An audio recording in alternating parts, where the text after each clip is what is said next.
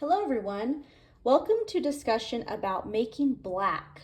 This is very exciting because these colors that you see here, primary and secondary, can make the color black.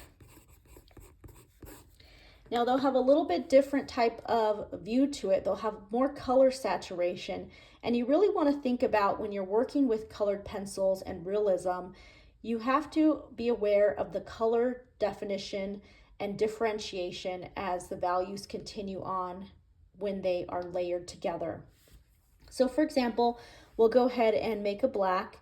It'll have a little bit more saturation of different tones because when you think about it, let's say if we're working with a plant and there's a shadow in the plant and there is, let's say it's green, a green leaf.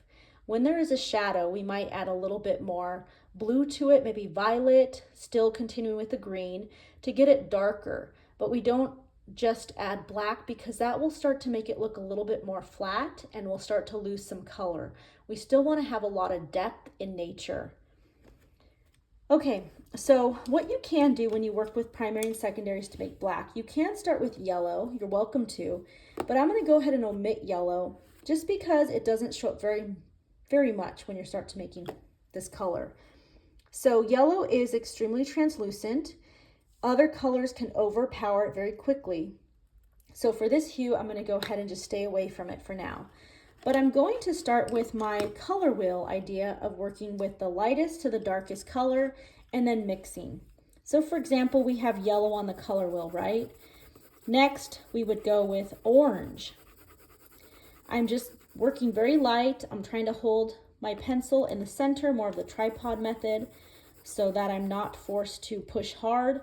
Remember, again, you don't want to push very hard quickly because you'll start to lose the tooth of the paper. And with colored pencils, it's different working with layers. It's not like graphite or charcoal. With colored pencils, as you keep layering, eventually it's going to get too oily and you won't be able to add more value to the surface, more color mixture. And a lot of colored pencils have to do with mixing color, right? Mixing hues to get the dimension. I'm going to go ahead and start making a swatch of what I'm doing. So for example, I'm just making little small boxes here of the colors that I'm using so I remember what I did to make what color. So we have orange here, we have red. Next I'm going to add violet. So again, I'm taking my time, just layering. It's good that we still see the tooth of the paper through here because that is good that we can continue on to add more tones. Okay, and then here is violet. Next, I'm going to add the green. And you're going to start seeing the colors change as you're getting darker.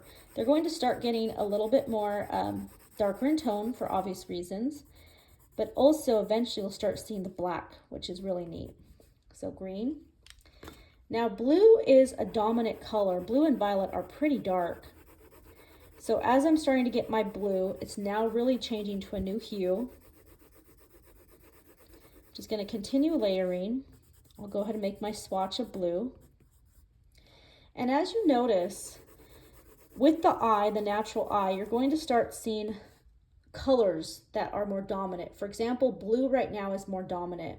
So I need to start going back. I'm holding on to all my colored pencils and I'm going to start adding different colors in to help bring back an original, more like a darker black. Okay, so I'm going to go ahead and add red.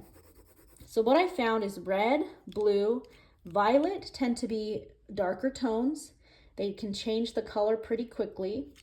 Green and orange are also great, but if you want to keep changing a switch, I would keep going back and forth to see what works for you. So now it's starting to get a little bit less blue because I didn't want it to be too blue, right? Now it's starting to get a little bit more red, so it has more of the violets, you could say. But I'm still going to go ahead and keep mixing all my colors.